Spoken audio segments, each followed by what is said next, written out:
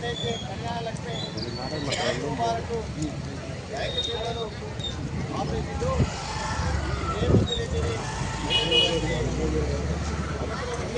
వారి యొక్క భౌతికమైన ముట్టడికి కళ్యాణ లక్ష్మిని రైతు బీమాను అమలు చేసే విధంగా మరొకసారి ఏవైతే